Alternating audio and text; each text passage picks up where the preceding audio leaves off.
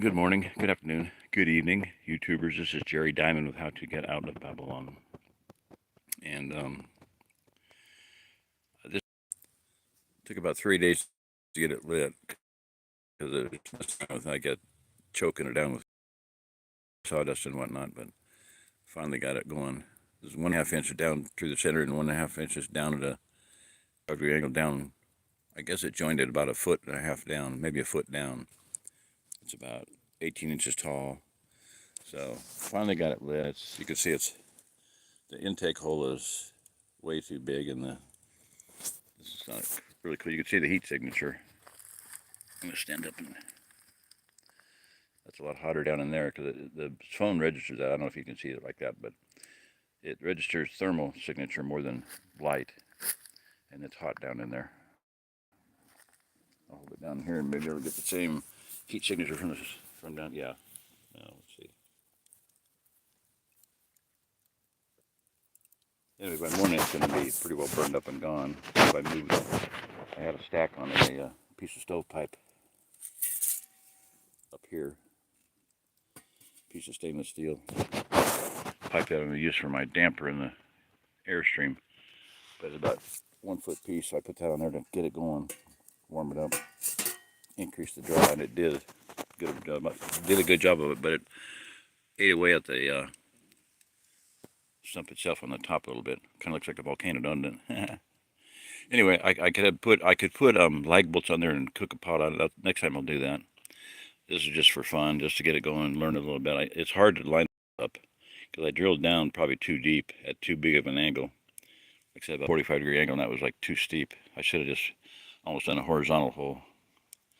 Anyway, that's my little volcano stove. You cook a heck of a big pot on that, though. I'll do more of that next time. Put a big pot on it, see how long it takes to heat it up, boil the water. Anyway, yeah, it was fun. It was an exercise in camping fun and survival fun, and it's so easy to do. If you want to look at the hand-operated way to do this, it's called a Scottish eye auger, and you can make pegs with it. You can make pegs to make buildings with it. You get about a 1-inch thing, and you can hammer it down over a branch to taper it down to it actually cuts it and streamlines it down to 1 inch, and then you can drill a hole with the other end of it, and they made up so you can put a pin in something to make a building. Anyway, I'm going to get off here pretty quick because I don't want to sit out here in the cold and the dark. Not that cold, but it's just fun. My friend Dave is going to get up here in another day or two, and we're going to have a blast. He's used to cold weather. He's from California originally, but he's been to North Dakota on a job, and he enjoys cold weather. He loves it. So I'm going to have fun with him. We're going to have a blast. Anyway, there's an old saying by Thomas Paine.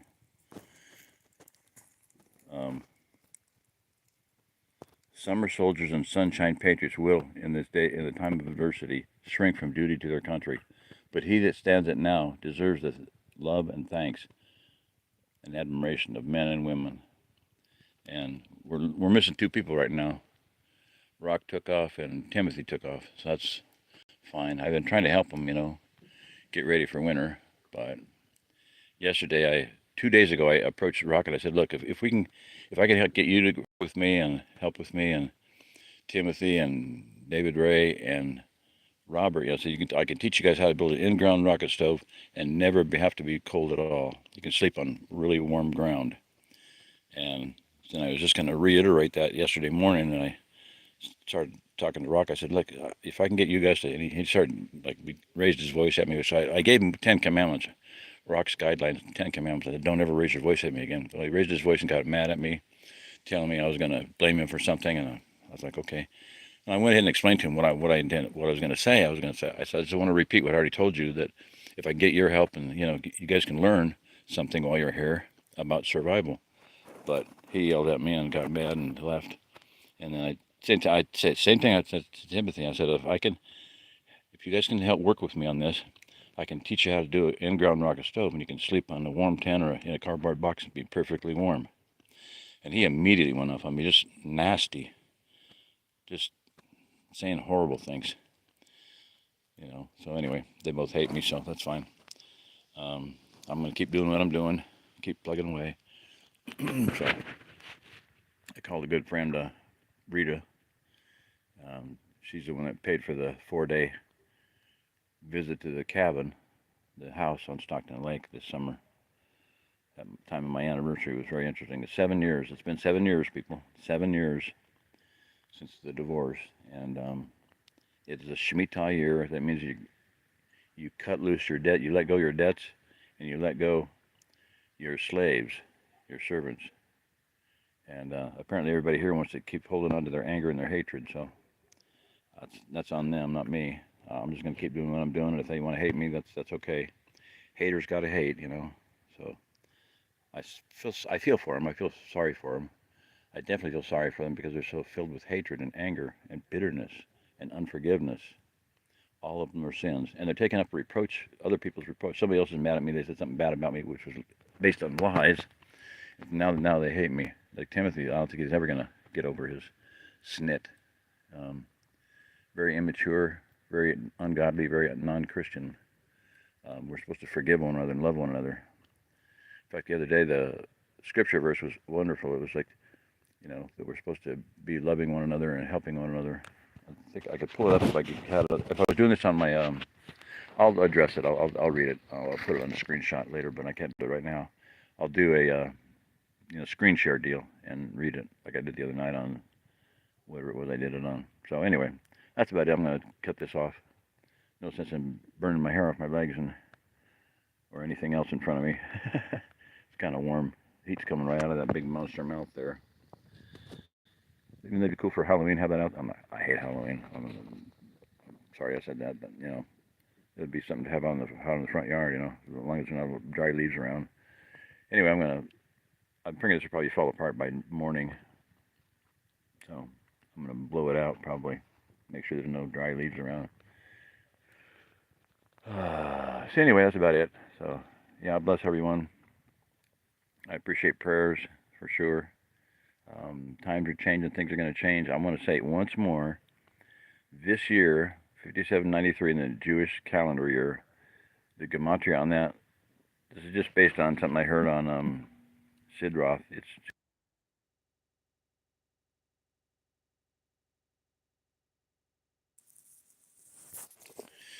that this year is a year of decisions, and next year is going to be a year for the consequences for those decisions. So I'm looking forward to that. I'm loving it. I'm loving the fact that judgment's happening to this country. Judgment's going to get even worse before this. I think between now and the end of the year, we're going to see some serious things happen, whether economy or military, whatever, government. I don't know, but I am enjoying it because it means that we are going to see some major changes. Everybody talks about someday SHT up, shit's going to hit the fan, and then the life is going to change. Well, yeah, it's changing. It has changed years ago. You just didn't realize it. It changed for me back in 1997. I knew it was going to happen. I got out of Denver. I got out of the big city. I got out into the country. That wasn't far enough. We go into a front range population of 2 million people up and down the eastern slope of the Rockies to a little town of 200 in rural Kansas, and that wasn't big enough. It wasn't small enough. I realized we got to get out in the country, so we did. Right in the middle of out in the country in Missouri, and it's been wonderful. One time on a forum, somebody said, if you had to go to your bug out location and have to stay there for the rest of your life, how would you feel? And I wrote back, I said, we did, we love it, and we're never going back. It's been wonderful. So go live at your bug out location. Don't have a bug out location. Most people don't even have a bug out location. They just think someday life's going to change. They're going to miraculously survive because they read these stupid books by James Wesley Rawls, like Patriots and all the idiot books that have been written. So, no, you're not going to miraculously get to where you don't even have a place to go with your 5 best friends, and nobody's going to get killed, nobody's going to get shot, nobody's going to get hurt, nobody's going to get raped, nobody's going to get eaten. It's not going to happen, people. You're going to encounter some really serious problems. You're going to lose some of your stuff. You're going to lose some of your family. Don't be in the city. Get out of the city. Rule number 1 of survival is get out of the city. Rule number 2 of survival is get out of the cities. Rule number 3 of survival is, guess what? Get out of the cities. Get off the East Coast, get off the West Coast, get off the borders. That's where the army's going to be coming in, and we're going to be invaded. I've said that for 30, 40 years now. 30 years anyway. No, more than that, 40. Yeah. So anyway, that's about it. I'm gonna call it good. So yeah, bless everyone. Anybody on? Be on? Nope. Okay, too bad. Oh, somewhere I can't. I don't have my glasses on. Sorry. Let me see if I can get my finger down to Leonard Velasquez, and it says he said something. I can't read it. Looks cozy. Oh, it is awesomely cozy. Yeah, it is. Just I'm about roasting my front. You know, my like burning the hair off my legs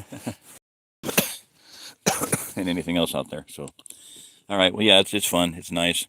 You can just drill down with a. I got a big impact drill. Okay, hammer drill, and I drilled a 1 inch hole down. The first one I did a 1 inch hole, and then I tried to expand it to 1 1/4, and it just bound up and it didn't work. And it hurt the stem of the drill pretty bad. The part that goes into the hammer drill. So I'm not going to do that again. So I started out with just the 1 1/4 this time, and it worked fine. I didn't get them lined up again. Same problem both times. You got to get lined up so that they actually meet. So I had to drill at this one kind of bit and burn it out until they finally got airflow through there. All I did to start it up really was just a propane torch, and you know, I'm not even going to get it out. Oh, I can get it out there.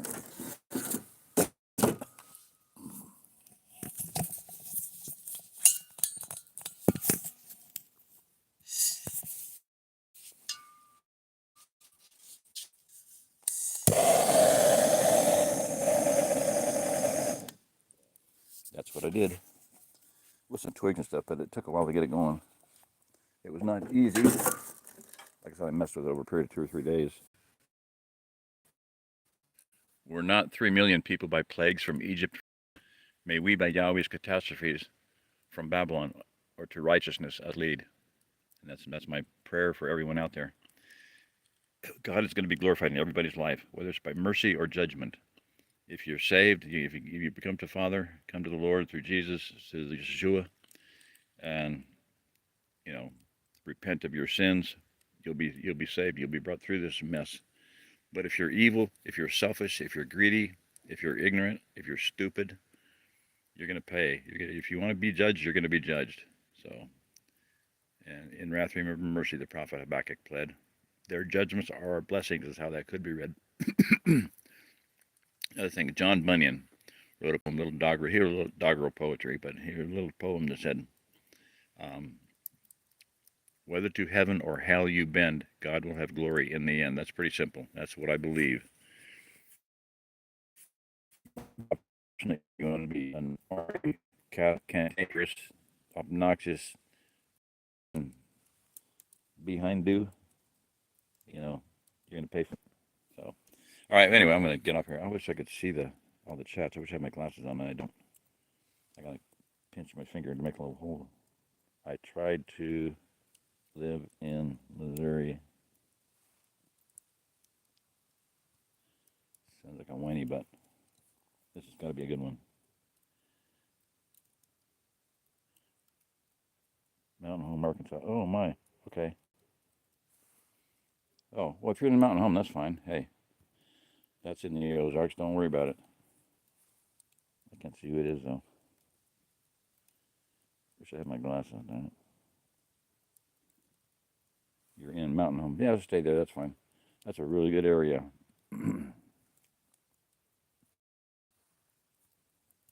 Good city.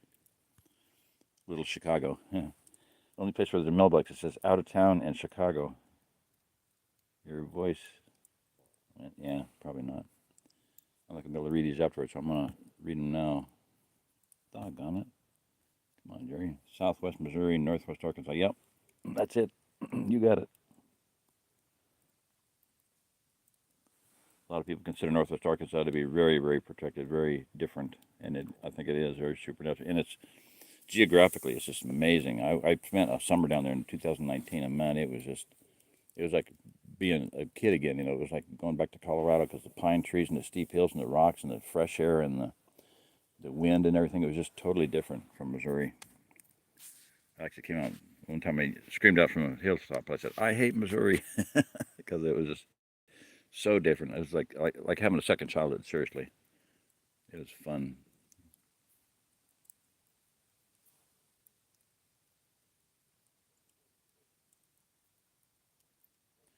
Most people don't. God, I wish I had my glasses. Come on. You know, I'm gonna go and get them. This is crazy. I'm gonna set the phone here and hope it stays on. I don't know if I can have it on the thing, but I'm gonna be back. Okay, so just hold on. I can't put it near the. Um,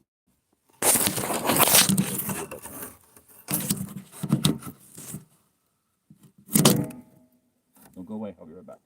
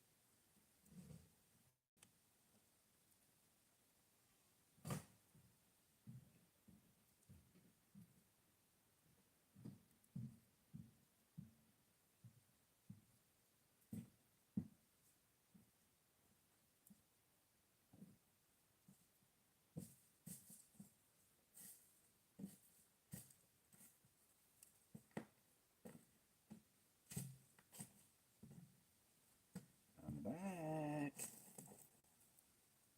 Put my glasses on. I'll be able to read and talk to you guys better. Very interesting. I mean, it's fortuitous. Whoever's on right now, it's interesting that y'all, how whatever led you to get on tonight. Very cool. Trying to get a.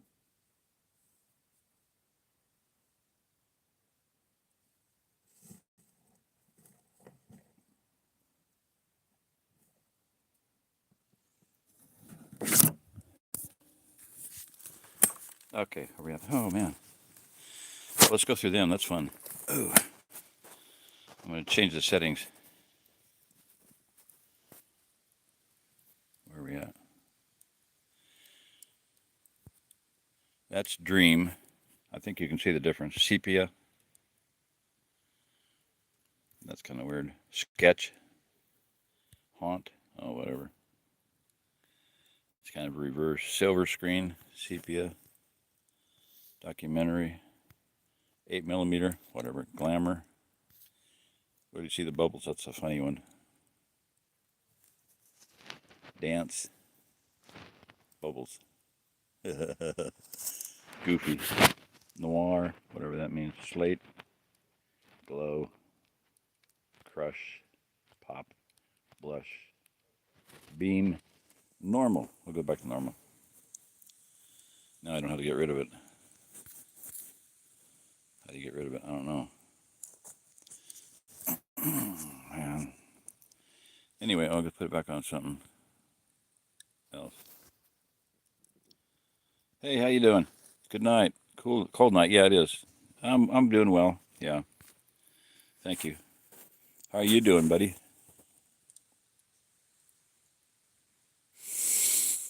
I think it seems like it's bigger than it should be.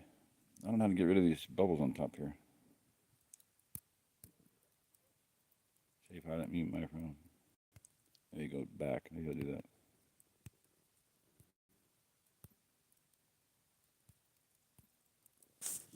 I can't get rid of them. It's irritating. Okay, let's get back to the chats. See what I got.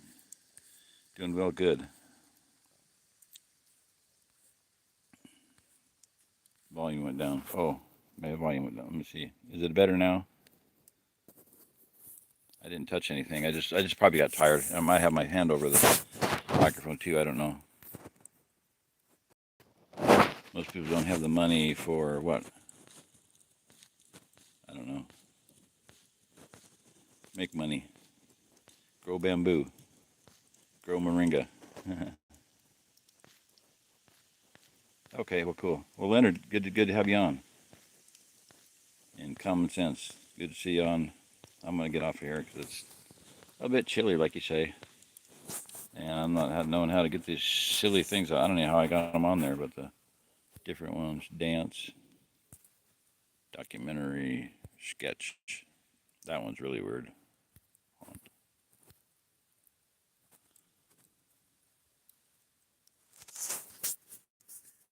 That was not too bad.